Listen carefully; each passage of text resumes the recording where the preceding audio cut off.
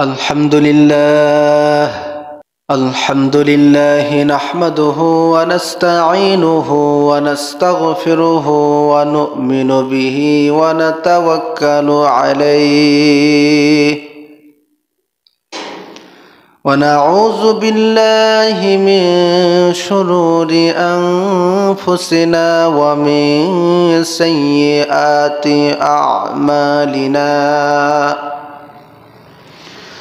من يهده الله فلا مضل له ومن يضلله فلا هادي له ونشهد أن لا إله إلا الله وحده لا شريك له ونشهد أن سيدنا وحبيبنا ومولانا محمد صلى الله عليه وسلم أرسله بالحق بشيرا ونذيرا وداعيا إلى الله بإذنه وسراجا منيرا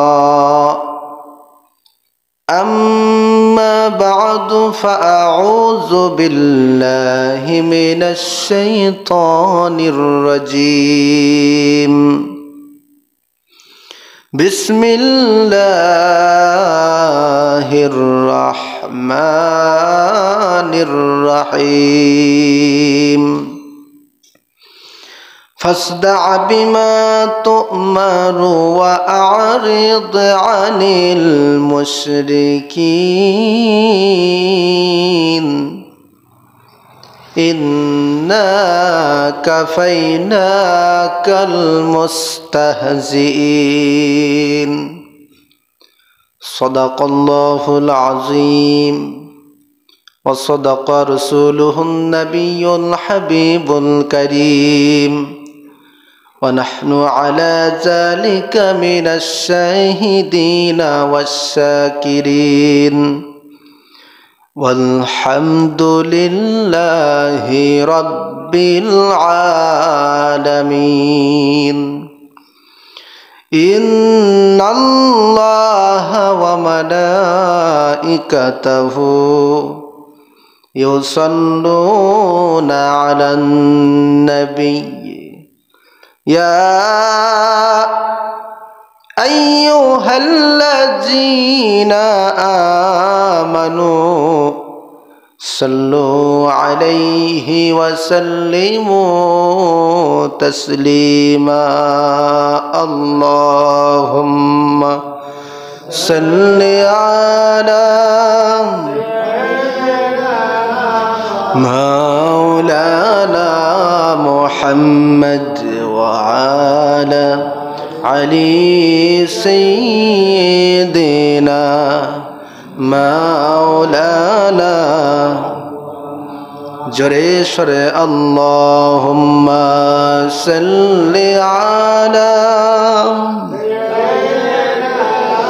مولانا محمد وعلى علي سيدنا حبيبنا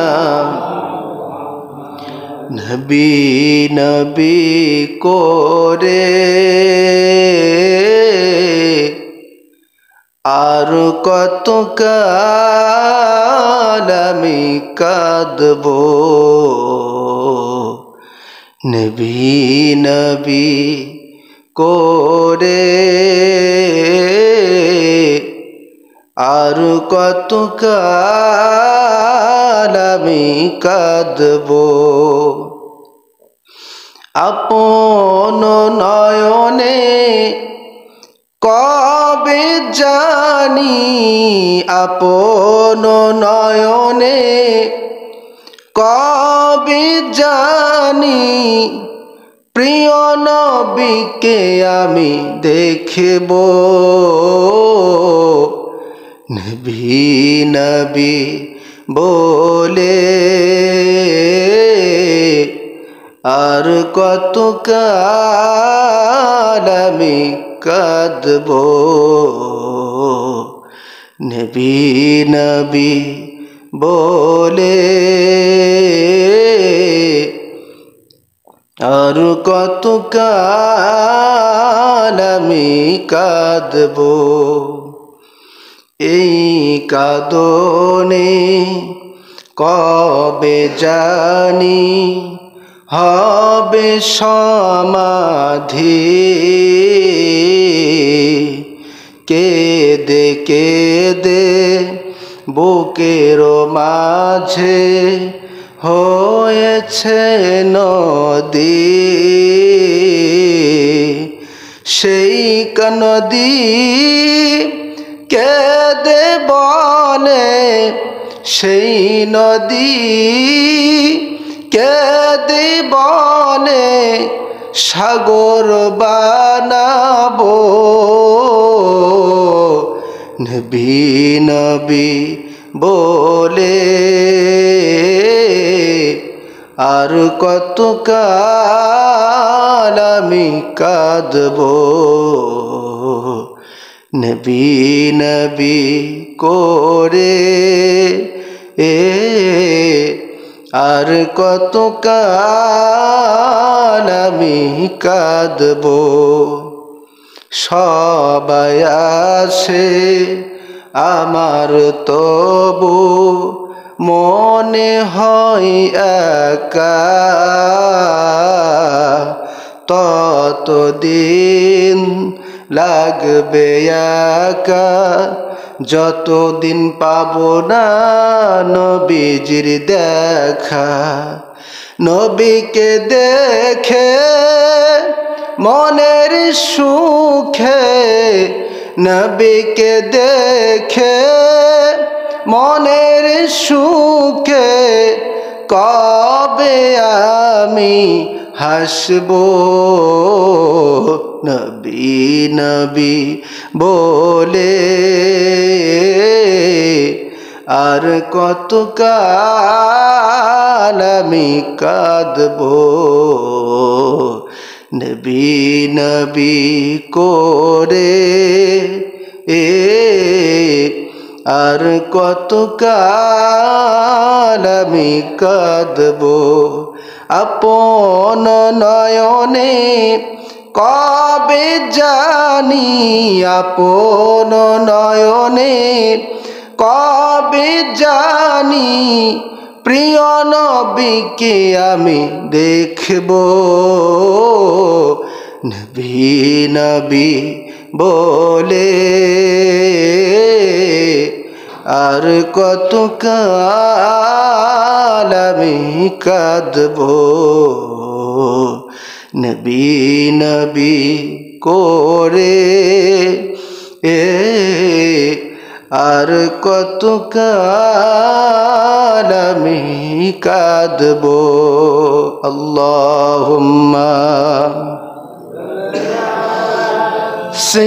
সাইয়্যিদিনা মাওলানা মুহাম্মদ ওয়া আলা আলি সাইয়্যিদিনা হাবিবিনা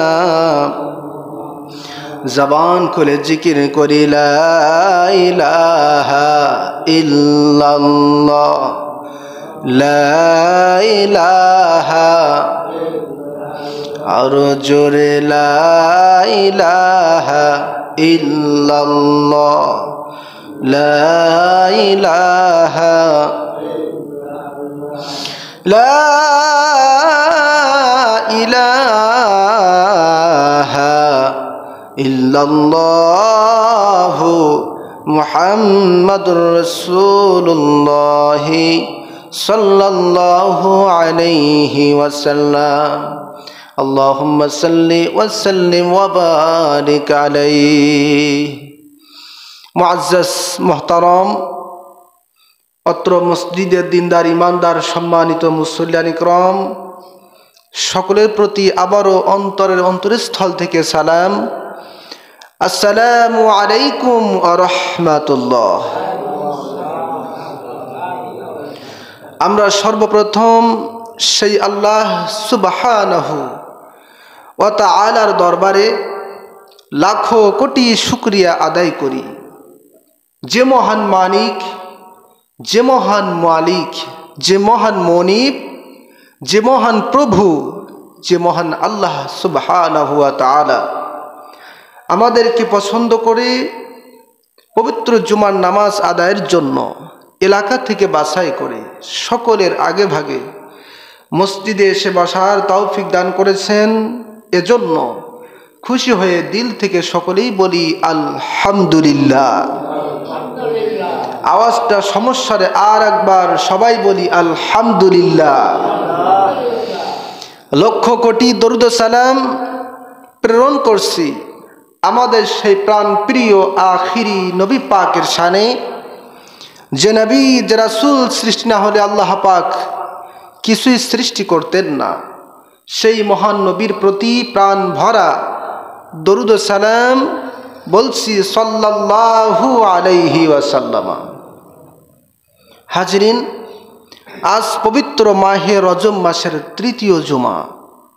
আজকে জুমার আলোচ্য বিষয় পবিত্র মেরাজ শরীফের প্রেক্ষাপট বা মেরাজ কেন হয়েছিল সেই বিষয়ের ওপরে মহান আল্লাহ পাক এই গুরুত্বপূর্ণ বিষয়ে সংক্ষিপ্ত সময়ে আমাদের প্রত্যেকের জানার, বোঝার এবং বাস্তব জীবনে তা আমল করার তৌফিক দান করুন। বলেন আল্লাহুম্মা আমিন।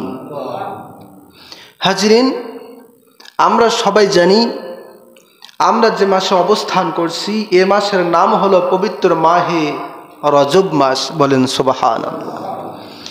এই মাহে রজব মাসে আল্লাহর হাবিব জনাব রাসূল করিম সাল্লাল্লাহু আলাইহি ওয়াসাল্লামের মেরাজ শরীফ হয়েছিল। বলেন সুবহানাল্লাহ। যেই মেরাজ অন্য কোন নবী, অন্য কোন রাসূলের ভাগ্যে আল্লাহ পাক দেন নাই। কেবলমাত্র, শুধুমাত্র, একমাত্র আপনার আমার কামলিওয়ালা নবীজির ভাগ্যে আল্লাহ পাক সরাসরি তার মেরাজ রেখেছিলেন। বলেন সুবহানাল্লাহ। এই সেই মাস, যেই মাসে নবীজি মক্কাতুল মুকাররমা এবং তারপরে বাইতুল মুকাদ্দাস এবং সেখান থেকে 7 আসমান জমিন ভেদ করে, বাইতুল মুকাদ্দাস থেকে 7 আসমান জমিন ভেদ করে সিদরাতুল মুনতাহা, এরপরে কাবা কাউসাইন, তারপরে আরশে আজিমে যে নবীজি আমার সরাসরি আল্লাহর সাথে সাক্ষাৎ করেছিলেন। সুবহানাল্লাহ। এটা আমরা সবাই জানি। মেরাজের কথা, ঘটনা আমরা সবাই জানি। কিন্তু এই মেরাজ কেন হয়েছিল, কারণ কি, উদ্দেশ্য কি, এর প্রেক্ষাপট কি, এই মেরাজের শানে নুজুল কি, সে সম্পর্কে আমাদের অনেকের অজানা। আজকে আমাদের সেই অজানা জিনিসটা আমরা সবাই জানার চেষ্টা করব, মানারও চেষ্টা করব। বলেন আল্লাহুম্মা আমিন। মেরাজ শরীফ কেন হয়েছিল এটা জানতে হলে আমাদেরকে একটু ইতিহাস থেকে ঘুরে আসতে হবে, ইতিহাস জানতে হবে। যেই ইতিহাস গোটা পৃথিবীর মধ্যে আজও উজ্জ্বল নক্ষত্র হিসাবে জ্বলছে। বলেন সুবহানাল্লাহ।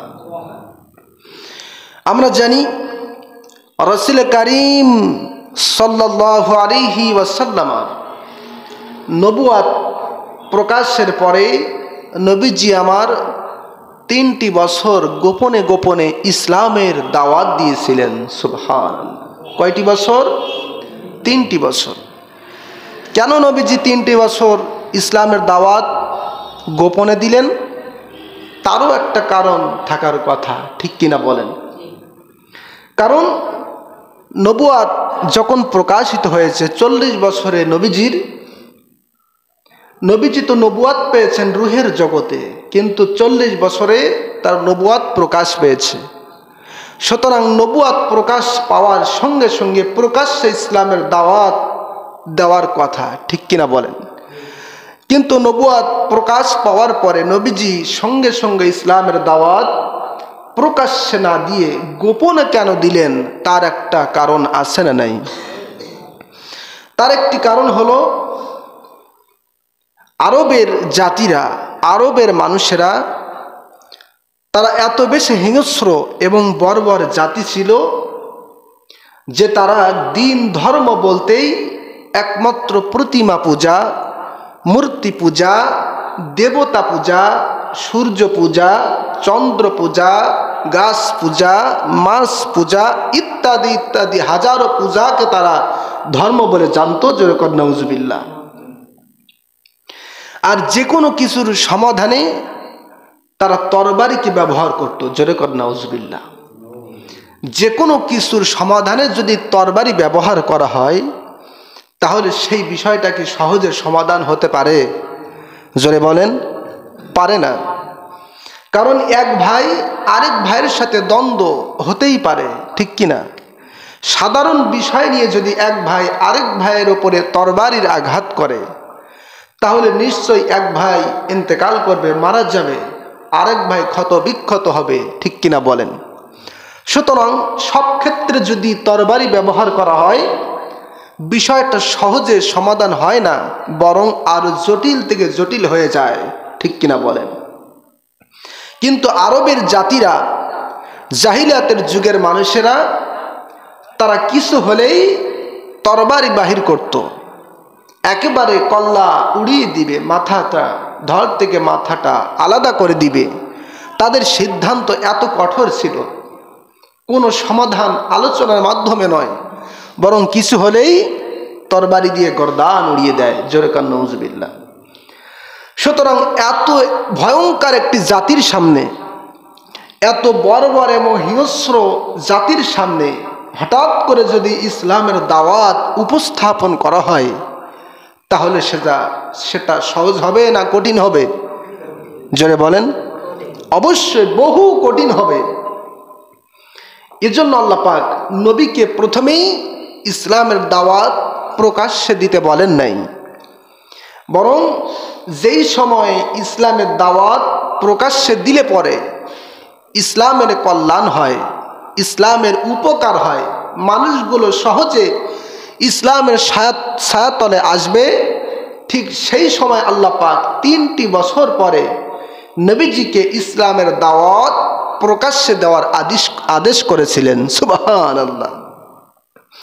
তাহলে প্রথম প্রশ্নের উত্তর হলো, মানুষদেরকে ইসলামের ভিতরে সহজে নিয়ে আসার জন্য আল্লাহর নবী তিনি ইসলামের দাওয়াত প্রথমেই 3টি বছর গোপনে দিয়েছিলেন। সুবহানাল্লাহ বলেন। এই 3টি বছরের ভিতরে নবী পাকের হাতে সর্বপ্রথম কালেমা পড়ে মুসলমান যিনি হয়েছিলেন তিনি আর কেউ নয়, তিনি হচ্ছেন আমাদের আম্মা জান উম্মাহাতুল মুমিনিন হযরতে খাদিজাতুল কুবরা রাদিয়াল্লাহু তাআলা আনহা। বলেন সুবহানাল্লাহ। তিনি একজন মহিলা ছিলেন। কি ছিলেন? মহিলা ছিলেন। এই 3টি বছরের ভিতরে আরো অনেক সাহাবী ইসলাম গ্রহণ করেছিলেন, যাদের নাম উল্লেখযোগ্য। তারা হলেন হযরতে যায়েদ বিন হারিসা, হযরতে আলী ইবনে আবি তালিব, হযরতে আবু বকর, হযরতে ওসমান বিন আফফান জিন্নুরাইন রাদিয়াল্লাহু তাআলা আনহা। বলেন সুবহানাল্লাহ। এ সমস্ত জগৎ বিখ্যাত সাহাবী এই গোপন সময়ে, ইসলামের অপ্রকাশ্য সময়েই তারা ইসলামের ছায়াতলে স্থান নিয়েছিলেন। বলেন সুবহানাল্লাহ।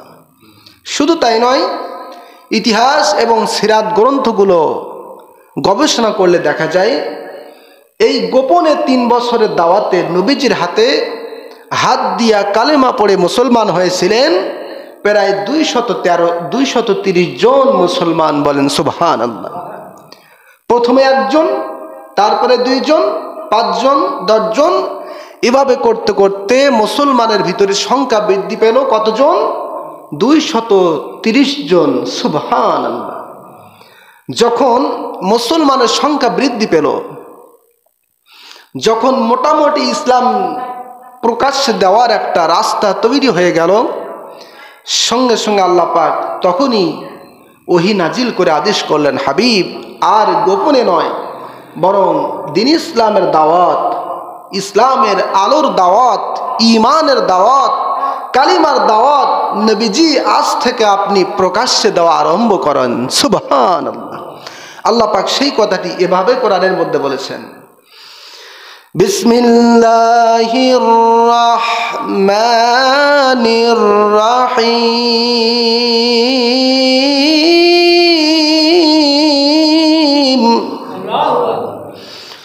ফাসদা বিমা তু'মারু ওয়া আরিদ আনিল মুশরিকিন ইন্না কাফাইনাকাল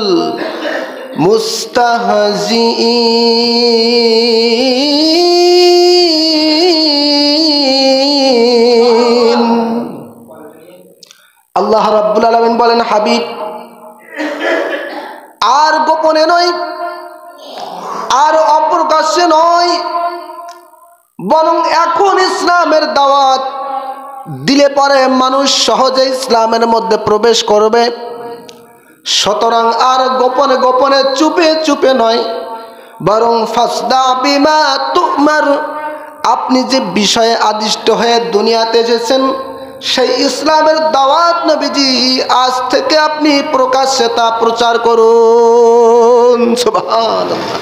আর গোপনে নয়, বরং ইসলামের দাওয়াত হবে প্রকাশ্যে। কিভাবে? প্রকাশ্যে। নবীজি এই ইসলামের দাওয়াত প্রকাশ্যে দিতে যেয়ে কেউ যদি আপনার সাথে ঠাট্টা করে, মস্করা করে, যদি আপনাকে গালিগালাজ করে, আপনাকে যদি বিদ্রূপ করে, তাহলে নবীজি শুনুন, ইন্না কাফাইনাকাল মুস্তাহজিঈন, আপনার সাথে বিদ্রূপকারীদের ব্যাপারে আমি আল্লাহ পাক নিজেই যথেষ্ট। সুবহানাল্লাহ। আপনাকে আমি সাহায্য করব, আপনি ইসলামের দাওয়াত প্রকাশ্যে প্রচার করুন। সুবহানাল্লাহ। প্রিয় বন্ধুগণ আমার, আল্লাহর হাবিব আয়াতে কারিমা নাজিল হওয়ার পর থেকে যেখানে দুইজন মানুষ সেখানে ইসলামের দাওয়াত, যেখানে পাঁচজন মানুষ সেখানে ইসলামের দাওয়াত, হাট বাজার মাঠে ঘাটি যেখানে দুইজন মানুষ পাওয়া যায়, দয়ার নবীজি, মায়ার নবীজি, রাহমাতাল লিল আলামিন নবীজির নূরানি জবান মুবারকের নূরের ইসলামের, আলোর ইসলামের, সঠিক ইসলামের দাওয়াতটি মানুষের সামনে একা করে উপস্থাপন করতে লাগলেন। সুবহানাল্লাহ। কোন মানুষ ভালো বুঝে, সঠিকটা বুঝে সহজে ইসলামের পথে চলে আসলো, কিন্তু যুগে যুগে কিছু কিছু ঘাট টেরা মানুষ আছে না নাই? জোরে বলেন। সবাই যে সহজে দাওয়াত গ্রহণ করবে এটা সঠিক নয়, বরং কিছু সহজে আসে, কিছু বেগড়ে যায়, আর কিছু আদাহাদি থাকে যেটা পরবর্তীতে হবে। ঠিক কিনা বলেন? ঠিক অনুরূপভাবে ইসলামের কথা যখন আমরা মসজিদের মেম্বার থেকে বলি, কিছু মুসল্লি সহজে সেটা গ্রহণ করে, কিছু মুসল্লি শুধু শোনে, আমল করে না, কিছু মুসল্লি আবার সেটা দূর দূর করে তাড়িয়ে দেয়। ঠিক কিনা বলেন? অনেক ধরনের মানুষ, সকলের গ্রহণ করার সিস্টেম এক নয়। ঠিক কিনা বলেন? প্রিয় বাবাজিরা আমার, আল্লাহর হাবিব মানুষের সামনে সেইভাবে ইসলামের দাওয়াত দেওয়া শুরু করলেন যেইভাবে পূর্বের নবী রাসূলেরা এই ইসলামের দাওয়াত মানুষের সামনে উপস্থাপন করেছিলেন। সুবহানাল্লাহ। নবী যেভাবে বলতেন, ফাকালা ইয়া কওমি ইবুদুল্লাহ মা লাকুম মিন ইলাহিন গায়রুহু, হে আমার কওম, হে আমার জাতি, তোমরা এক আল্লাহ পাকের ইবাদত করো, তিনি ছাড়া আর কোনো মাবুদ নাই, তিনি ছাড়া আর কোনো উপাস্য নাই, তিনি ছাড়া আর কোনো মালিক নাই, তিনি ছাড়া আর কোনো দেবতা নাই, তিনি ছাড়া মূর্তি পূজা নাই, তিনি ছাড়া গাছ পূজা নাই, মাছ পূজা নাই, সূর্য পূজা নাই, কোনো পূজা নাই, বরং ইবাদত হবে কার? আল্লাহ পাকের। এই ঘোষণা যখন নবীজি দিয়ে দিলেন, মক্কার লিডার যারা আবু জেহেল, উতবা, সাইবা, তাদের মাথার টনক নড়ে গেল। জোরে কর নাউজুবিল্লাহ। কারণ মুহাম্মদকে তো আমরা এতদিন খুবই ভালো জানতাম, তিনি ছিলেন আল আমিন, তিনি ছিলেন বিশ্বাসী, তিনি ছিলেন আমানতদার, খুবই ভালোভাবে মানুষের সাথে কথা বলতেন, তিনি কখনো আমাদের ধর্মের বিরোধিতা করেন নাই। কিন্তু আজ মুহাম্মদ যে ইসলামের দাওয়াত দিল, এটা তো আমাদের ধর্মের সাথে সাংঘর্ষিক, ঠিক কিনা বলেন? কারণ আমরা একজনের ইবাদত করি না, বরং আমরা হাজারো প্রভুর ইবাদত করি। সূর্য পূজা, চন্দ্র পূজা, মাছ পূজা, গাছ পূজা, আগুন পূজা, যা সামনে আসে সবের আমরা ইবাদত করি, তাদের পূজা করি। কিন্তু মুহাম্মদ বলেছে ফাকালা ফাকালা ইয়া কওমি ইবুদুল্লাহ মা লাকুম মিন ইলাহিন গায়রু। আর হাজার রকমের ইবাদত নয়, পূজা নয়, বরং সব কিছু বাদ দিয়ে এক আল্লাহর ইবাদত করতে হবে। সুবহানাল্লাহ। মক্কার কুরাইশদের মাথাটা গরম হয়ে গেল। তারা চিন্তা করলেন কিভাবে মুহাম্মদকে থামানো যায়, দামানো যায়। চিন্তা করলেন সরাসরি যদি নবী মুহাম্মদ রাসূলুল্লাহ সাল্লাল্লাহু আলাইহি সাল্লামের দাওয়াতকে বাধা দেই, তাহলে হয়তো বা হিতে বিপরীত হয়ে যাবে। কারণ নবীজি বলেছেন, আল্লাহ রাব্বুল আলামিন আমি নবীজির পাওয়ার এত বৃদ্ধি করেছেন, মুমিন হোক, কাফের হোক, বেদিন হোক, মুসলমান হোক, আমি নবীজির পাশে আসার আগে তাদের অন্তরটা প্রকম্পিত হয়ে যায়। সুবহানাল্লাহ। সে যেমনই হোক, আমি নবীজির কাছে আসলেই অন্তর কাঁপতে থাকে ভয়ে। এই ক্ষমতা আল্লাহ পাক আমি নবীকে স্পেশাল দিয়েছেন। সুবহানাল্লাহ। কাফের বেদিনীরা চিন্তা করলো সরাসরি মুহাম্মাদের কাছে না যে, তিনি যে যার সাথে যার কাছে লালিত পালিত হয়েছেন আবু তালেবের কাছে যাই, যে দেখি বলি যে তাতে কোনো কাজ হয় কিনা। মক্কার কুরাইশরা বড় বড় লিডাররা আবু জেহেল, উতবা, সাইবা এবং আরো বহু কাফেররা আবু তালেবের কাছে যে বলছে, আবু তালেব তোমার ভাতিজা এতদিন যা ছিল ভালো ছিল, যে দাওয়াত দিয়েছে ভালো দিয়েছে, কিন্তু আজ থেকে আমাদের প্রভুকে, আমাদের দেবদেবতা পূজা করা নিষিদ্ধ করেছে। সুতরাং তুমি যদি তোমার ভাতিজাকে ফিরিয়ে না নিয়ে আসতে পারো, তাহলে তোমার ভাতিজা এবং তুমি আবু তালেবের বিরুদ্ধে আমরা মক্কার কুরাইশরা যুদ্ধের ঘোষণা দিব। জোরে কান নাউজুবিল্লাহ। কিসের ঘোষণা? আরো জোরে বলেন। যুদ্ধের ঘোষণা। আবু তালিব চিন্তা করতেছে কি করা যায়।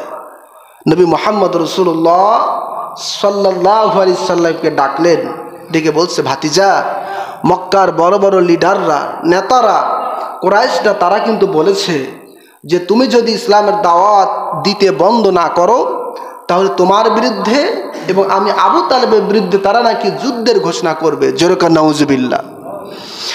সেই দিন দয়ার নবীজি, মায়ার নবীজি, রাহমাতাল লিল আলামিন নবীজি আবু তালেবকে লক্ষ্য করে বলেন, চাচা, ওই মক্কার কুরাইশরা যদি আমি মুহাম্মদুর রাসূলুল্লাহ সাল্লাল্লাহু আলাইহি সাল্লামের ডান হাতে আসমানের সূর্য আর বাম হাতে যদি আসমানের চন্দ্রটা দিয়ে বলে ইসলামের দাওয়াত বন্ধ করো রে চাচা, তারা যদি এই লোভ প্রলোভন যদি আমি মুহাম্মদকে দেখায়, তার বিনিময়ে জীবন চলে যাবে, তারপর ইসলামের দাওয়াত বন্ধ করব না। সুবহানাল্লাহ। চিল্লায় বলেন আল্লাহু আকবার। ইসলাম আমরা কিভাবে পেলাম, মুসলমান আমাদের জানতে হবে, ঠিক কিনা বলেন? শুধু ঘুমালে হবে না, শুধু ঘুমিয়ে থাকলে হবে না, বরং জাগ্রত হতেই হবে, ঠিক কিনা বলেন? প্রিয় বাবাজিরা আমার, এই কথা বলে আল্লাহর হাবিবের চোখের মধ্যে পানি চলে আসলো। আবু তালেব নবীজিকে ছোট থেকে লালন পালন করেছেন, তার কারণ আমার নবীজির আব্বাজান তার জন্মের আগে ইন্তেকাল করেছিলেন। নিজের সন্তানের মতো দয়ার নবীজি, মায়ার নবীজি, রাহমাতাল লিল আলামিন নবীজিকে প্রাণের চেয়েও বেশি ভালোবাসতেন আবু তালেব। সেই মুহাম্মাদের চোখে পানি, কলিজাটা শান্ত নাই। আবু তালেব বলছে, ভাতিজা, তোমার চিন্তার দরকার নাই। ওই মক্কার কুরাইশরা তোমাকে যতই কুচুকরি করুক না কেন, যতই তোমাকে ডিস্টার্ব করুক না কেন, যতই যুদ্ধের ঘোষণা করুক না কেন, আমি আবু তালেবের জীবন থাকতে তোমাকে ওই কুরাইশদের হাতে কখনো সুপার্দ করব না। সুবহানাল্লাহ। আবু তালেব ইসলাম গ্রহণ করে নাই, এটা ঠিক, কিন্তু ইসলামের পিছনে আবু তালেবের ভূমিকা কম ছিল না। সুবহানাল্লাহ। এর জন্য নবীজি বলেছেন, আমার চাচা ইসলাম গ্রহণ করে নাই, এর জন্য তার ঈমান নসিব হয় নাই। আল্লাহ পাক আমি নবীকে সে ভালোবেসেছে, এজন্য হাসরের ময়দানে আবু তালেবের সবচেয়ে কম শাস্তি হবে। সেই শাস্তির উদাহরণ হলো আবু তালেবের পায়ে একটা আগুনের জুতা, জাহান্নামের জুতা পরানো হবে। সেই আগুনের জাহান্নামের জুতা পরানোর সঙ্গে সঙ্গে আবু তালেবের মাথার খুলি থেকে ঘিনুটা টকবক করে পড়তে থাকবে। জোরে কর নাউজুবিল্লাহ। এটা হচ্ছে জাহান্নামের একেবারে কম শাস্তি, কারণ সে ইসলাম গ্রহণ করে নাই কিন্তু আমি নবীকে ভালোবেসেছে। সুবহানাল্লাহ। এর জন্য আবু তালেবকে আল্লাহ পাক এই কম শাস্তিটাই দিবেন। চিল্লায় বলেন সুবহানাল্লাহ। প্রিয় বাবাজি আমার, এক পর্যায়ে যখন রাসূলুল্লাহর দাদা আব্দুল মুত্তালিব ইন্তেকাল করলেন, নবী পাকের দায়িত্বভার গ্রহণ করলেন আবু তালেব। আবু তালেব তিনি যখন ইন্তেকাল করলেন, এরপরে সর্বক্ষণ সাহায্য সহযোগিতায় চলে আসলেন, স্থলাভিষিক্ত হলেন হযরতে উম্মাহাতুল মুমিনিন খাদিজাতুল কুবরা রাদিয়াল্লাহু তাআলা আনহা। তিনিও যখন আল্লাহর ডাকে সাড়া দিয়ে পরপারে চলে গেলেন, তখন দয়ার নবীজি, মায়ার নবীজি, রহমাতাল লিল আলামিন, দুঃখের সাগরের মধ্যে নবীজি চিন্তার মধ্যে পড়ে গেলেন। সুবহানাল্লাহ। যারা আমার পাশে থাকতো, সাহস জোগাতো, তারা আজকে দুনিয়াতে নাই। কি করা যায়? নবীজি কষ্টের মধ্যে পড়ে গেলেন। আর অপরদিকে মক্কার কুরাইশেরা, কাফেরেরা, বেদিনীরা এবার চিন্তা করলো, আর তো মুহাম্মদকে সাপোর্ট দেওয়ার মতো কেউ থাকলো না। আবু তালেব চলে গেল, খাদিজা চলে গেল, এই সুযোগে মুহাম্মদকে চিরদিনের জন্য বিদায় করে দিব। জোরে কর নাউজুবিল্লাহ। মক্কার বড় বড় কুরাইশেরা লিডারেরা আমার দয়ার নবীজি, মায়ার নবীজির উপরে এমন ভাবে জুলুম নির্যাতন শুরু করে দিল। সহিহ বুখারীর মধ্যে হাদিস এসেছে, নবীজির হাদিস, হযরত আব্দুল্লাহ ইবনে মাসউদ রাদিয়াল্লাহু তাআলা আনহু তিনি বলেন, বাইনামা রাসূলুল্লাহ সাল্লাল্লাহু আলাইহি ওয়াসাল্লাম কাইমুন ইসাল্লি ইনদাল কাবা ওয়া জামউ কুরাইশিন ফি মাজালিসিহি। আল্লাহু আকবার বলেন। হযরত সাহাবী আব্দুল্লাহ ইবনে মাসউদ রাদিয়াল্লাহু তাআলা আনহু তিনি বলেন, আল্লাহর হাবিব যখন তিনি কাবার চত্বরে নামাজ আদায় করতেন, নামাজে যেতেন, সঙ্গে সঙ্গে মক্কার কুরাইশরা একত্রিত হয়ে মজলিস কায়েম করে তারা ঘোষণা দিল, আজকে কে আছে, কেমন নওজোয়ান রয়েছে, যখন মুহাম্মদ সাল্লাল্লাহু আলাইহি সাল্লাম সেজদার মধ্যে পড়ে যাবেন, ওই সেজদারত অবস্থায় যখন থাকবেন, তখন উটের পচা নাড়ি ভুড়ি, রক্তগুলো, গর্ভাশয়ের নাড়ি ভুড়িগুলো মুহাম্মদ সাল্লাল্লাহু আলাইহি সাল্লামের পিঠ মোবারকের উপরে রাখবে। নাউজুবিল্লাহ। কে আছে এই কাজটি করবে? যে করতে পারবে তাকে আমরা অনেক পুরস্কার, লাল উট দান করব। জোরে কর নাউজুবিল্লাহ। প্রিয় বাবাজি আমার, ঠিকই দেখা গেল আল্লাহর হাবিব জনাব রাসূল করিম সাল্লাল্লাহু আলাইহি সাল্লাম ফালাম্মা সাজাদা রাসূলুল্লাহ সাল্লাল্লাহু আলাইহি সাল্লাম ওয়াদাহু বাইনা কাতিবাইহি, নবীজি যখন কাবা চত্বরে নামাজ আদায় করতে করতে যখন সেজদার মধ্যে পড়ে গেলেন, সঙ্গে সঙ্গে উতবা বিন আবি মুইত উটের পচা নাড়ি ভুড়িগুলো নবী পাকের কাঁধ মোবারকের উপরে রেখে দিল। নাউজুবিল্লাহ। নবীজি ওই উটের পচা নাড়ি ভুড়িগুলো সহ্য না করতে পেরে ওভাবে সেজদার মধ্যে রয়েছে, সেজদার উঠাচ্ছে না। বলেন আল্লাহু আকবার। কেউ জানো হঠাৎ করে হুজরা মুবারকের মধ্যে যে হযরতে ফাতেমাতুজ জোহরা রাদিয়াল্লাহু তাআলা আনহার কাছে যে বললেন, ফাতেমা একটু বাইরে বাইর হও, ফাতেমা দেখো কাবার চত্বরে তোমার কলিজার টুকরা পিতা নবী মুহাম্মদ রাসূলুল্লাহ সাল্লাল্লাহু আলাইহি সাল্লামের পিঠ মোবারকের উপরে কাফেরেরা, বেদিনীরা উটের পচা নাড়ি বুড়িগুলো চাপিয়ে দিয়েছে। নাউজুবিল্লাহ। হযরতে ফাতেমাতুজ জোহরা রাদিয়াল্লাহু তাআলা আনহা ছোট্ট মানুষ ছিলেন তখন, তিনি দৌড়ে চলে গেলেন আব্বা জানের পাশে, যে দ্রুত উটের পচা নাড়ি ভুড়িগুলো সরিয়ে দিলেন। দেওয়ার পরে আব্বা এবং তার পিতা হযরত রাসূল কারীম সাল্লাল্লাহু আলাইহি সাল্লাম মাথা মোবারক জমিন থেকে উত্তোলন করলেন। সুবহানাল্লাহ। নবীজি মাথা মোবারক উঠিয়ে একটি দোয়া করলেন। সেই দোয়াটা কুরাইশদের জন্য ভালো ছিল না।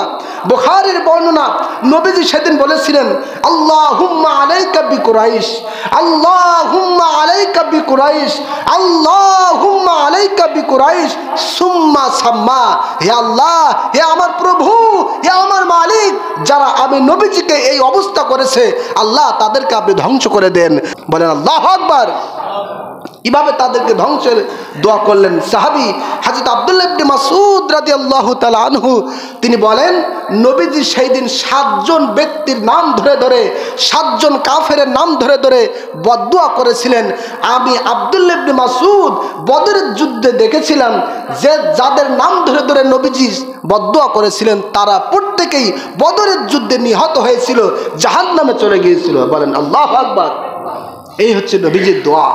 সম্মানিত হাজিরিন, রাসূল কারীম সাল্লাল্লাহু আলাইহি সাল্লামের দাদা আব্দুল মুত্তালিব তিনি যখন চলে গেলেন, যখন তার চাচা আবু তালিব চলে গেলেন, যখন তার সহধর্মিনী খাদিজাতুল কুবরা রাদিয়াল্লাহু তাআলা আনহা তিনি চলে গেলেন, নবীজি অসহায়ের মতো পড়ে গেলেন, নবীজি চিন্তার মধ্যে পড়ে গেলেন। অপরদিকে কাফের বেদিনীরা নবীজির উপরে একের পর এক এভাবে জুলুম নির্যাতন শুরু করে দিল। তখন নবীজিকে সান্ত্বনা দেওয়ার জন্য আল্লাহ পাক এই মাহে রজব মাসের 27 তারিখ দিবাগত রাত্রেতে নবীজিকে ডাক দিলেন, নবীজি আপনি মনে মনে নিজেকে কষ্ট অনুভব করবেন না, একা ভাববেন না। নবীজি আজকে সবচেয়ে সকল পয়গম্বর চেয়ে উজ্জ্বল দৃষ্টান্ত আমি আল্লাহ পাক আপনার জন্য আমি এটা সাক্ষ্য রেখে দিব। সেটি হলো, নবীজি আপনাকে সান্ত্বনা দেওয়ার জন্য ওহীর মাধ্যমে নয়, বরং মক্কাতুল মুকাদ্দামা থেকে, মক্কাতুল মুকাররমা থেকে বাইতুল মুকাদ্দাস এবং বাইতুল মুকাদ্দাস থেকে 7 আসমান জমিন ভেদ করে 7 আসমানে নিয়ে সিদরাতুল মুনতাহা, কাবা কাউসাইন, এরপর আরশে আজিমে নিয়ে নবীজি আমি সরাসরি আপনাকে সান্ত্বনা দান করব। চিল্লায়ে বলেন সুবহানাল্লাহ। এটাই হচ্ছে মেরাজের প্রেক্ষাপট, এটাই হচ্ছে মেরাজের কারণ, এটাই হলো মেরাজ কেন হয়েছিল, তার জবাব, তার উত্তর। বলেন সুবহানাল্লাহ। সম্মানিত হাজিরিন, মেরাজ আমাদের খুবই কাছাকাছি সময়ে। আজকে জুমার আমরা আলোচনা শুনলাম যে মেরাজ কেন হয়েছিল, মেরাজের প্রেক্ষাপট কি, মেরাজের শানে নুজুল সম্পর্কে আমরা আলোচনা শুনবো। আগামীতে ইনশাআল্লাহ আমরা মেরাজের শুরুটা আলোচনা শুনবো। আল্লাহ পাক ততক্ষণ পর্যন্ত আমাদের সকলকে প্রত্যেককে বিপদ আপদ থেকে মুক্ত রেখে সুস্থভাবে জীবন যাপন করার তৌফিক দান করুন এবং নবী পাকের জীবন আদর্শ মেনে চলার তৌফিক দান করেন। বলেন আল্লাহুম্মা আমিন। আমিন। ওয়া আখিরু দাওয়ানা আনিল হামদুলিল্লাহি রাব্বিল আলামিন।